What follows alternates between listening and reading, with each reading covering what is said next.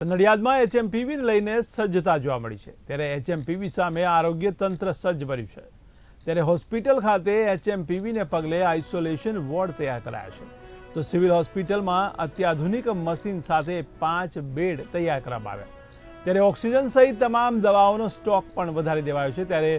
મુખ્ય અધિકારી કવિતા શાહ દ્વારા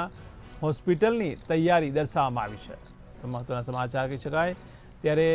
એચએમપીવીને લઈને હવે તંત્ર પણ સજ્જ થયું છે ત્યારે નડિયાદમાં પણ એચએમપીવીને લઈને આરોગ્ય તંત્ર સજ્જ જોવા મળ્યું ત્યારે એચએમપીવી સામે આરોગ્ય તંત્ર સજ્જ હોય તેવું લાગી રહ્યું છે ત્યારે હોસ્પિટલ ખાતે એચએમપીવીને પગલે આઇસોલેશન વોર્ડ તૈયાર કરાયા છે ત્યારે સિવિલ હોસ્પિટલમાં પણ અત્યાધુનિક મશીન સાથે 5 બેડ તૈયાર કરાયા છે ત્યારે ઓક્સિજન સહિત તમામ દવાઓનો સ્ટોક પણ વધારી દેવાયો છે ત્યારે મુખ્ય અધિકારી કવિતા શાહ દ્વારા હોસ્પિટલની તૈયારીઓ દર્શાવવામાં આવી હતી।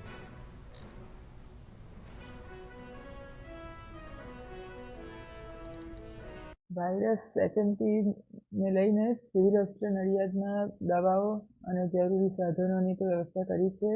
સીધો 5 બેડનો આઇસોલેશન વોર્ડ પણ તૈયાર કર્યો છે। જરૂર પડે તો એની ટેસ્ટ કિટ પણ મંગાવવાનો ઓર્ડર કરી દીધો છે। મોટે ભાગે ટેસ્ટ કિટની જરૂર નહીં પડે કારણ કે આજે વાયરસ સામાન્ય છે પણ ગમે ત્યારે ચિલ્ડ્રન અને એલ્ડરલી પેશન્ટને જો ઇમ્યુનિટી ઓછી હોય